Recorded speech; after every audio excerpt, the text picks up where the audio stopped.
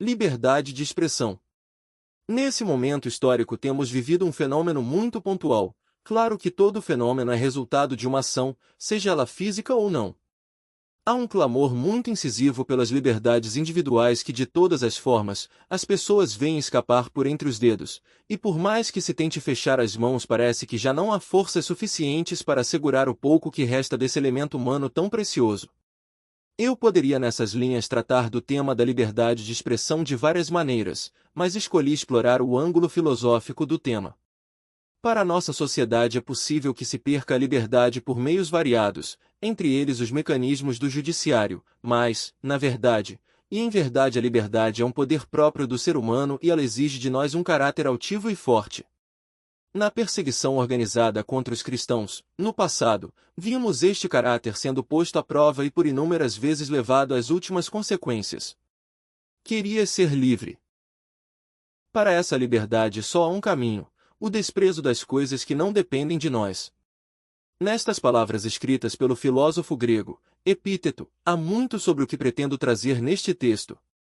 A liberdade é uma virtude e nela está a oportunidade de mostrar o quanto é valioso o momento de nos fazermos dignos dela, pois não somos nós que dependemos da liberdade, mas é a liberdade que depende de nós para se manifestar neste mundo. Se alguém de alguma maneira nos ameaça tirar a nossa liberdade, é importante saber que isto é impossível, ou seja, que estejamos sem a liberdade. Há um valor inominável para os que têm sobre seus ombros essa virtude tão poderosa, e que não pode ser confundida com concessões ou direitos, que nos são outorgados. A liberdade nos é própria. Para enriquecer o tema quero lembrar que a liberdade não atinge apenas o nosso aspecto físico mas também o espiritual, pois se temos uma meta física, ela não será completa se não for regada pelo aspecto espiritual. Aí está a resposta para uma pergunta muito antiga. O que levava aqueles homens e mulheres portadores do cristianismo ao Coliseu e a tantos outros castigos com tanta altivez e dignidade? Era exatamente a liberdade que lhes dava ingerência nos campos que deles dependiam uma ação. Talvez alguém diga, mas sem liberdade eu não poderia sair de um lugar para outro, sem liberdade eu não poderia expressar minhas opiniões. Na verdade ninguém poderia nos tirar a liberdade para qualquer meio, apenas nos exigiriam o preço para tal, ou seja, você não teria mais o direito de falar, caso fale alguma coisa perderá o direito de andar livremente pela sociedade, ou seja, seria preso. Mas a pergunta que não quer calar é: mesmo preso não exerceria sua liberdade de falar? Talvez se alguém imputasse um castigo que lhe impedisse de se expressar através da fala, a liberdade buscaria o caminho do pensamento, buscaria o caminho da reflexão, o caminho da imaginação. E ela sempre existiria, seja no campo material ou no campo sutil, e enquanto houver alguém que possa expressar em qualquer dos seus campos a liberdade, ela estará de pé. Tenho refletido sobre os clamores de nossa sociedade em querer mais liberdade de expressão, mas por que não preservamos que já havíamos conquistado? Na verdade, não se experimentava a liberdade sem os direitos e concessões que o Estado nos ofertaram. Um homem livre é simplesmente imparável, pois a liberdade é um poder mental e os que dela não fazem uso tornam-se débeis, fracos, sem vigor, e nesses caules a liberdade não estende seus ramos. O que pretendo colocar é a liberdade no sentido filosófico, e ela não foi feita apenas para expressar opiniões, por exemplo, mas para expressar o que de fato fomos chamados a fazer. Isto não é outra coisa senão as ações de próprio Deus. Sabemos que no passado milhares ou talvez milhões de pessoas pagaram um alto preço para continuarem expressando aquilo que lhes era mais caro, seu aspecto divino.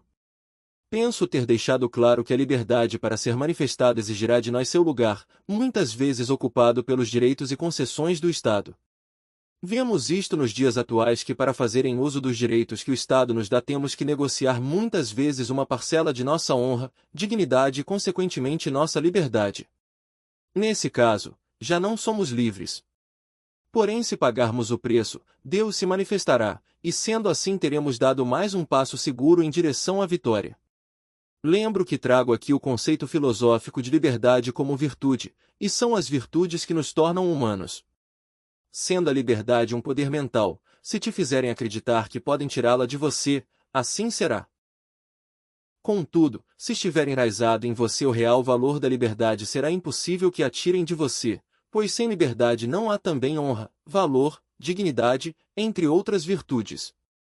Em síntese, Parafraseando o estoico, Epíteto, aprenda o significado do que você diz, e depois diga, ou seja, temos que aprender o real significado daquilo pelo qual lutamos, caso contrário empregaremos nossa energia em um alvo vazio, e voltaremos cansados à estaca zero.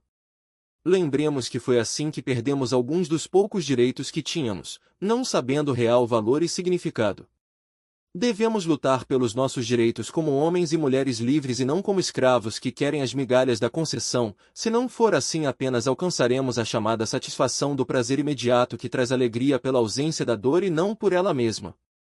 Negociamos nossa liberdade por direitos e concessões e ao vê-los escapar por nossas mãos pretendemos recuperá-los para de novo os colocar no lugar da liberdade? Que esta militância não seja por migalhas, e sim pelo que de fato nos levará à sociedade que nos é ideal. Uma sociedade de homens e mulheres realmente livres. Portanto, aprendamos primeiro sobre o que é a liberdade, caso contrário receberemos gato por lebre. Que Deus abençoe nossa jornada.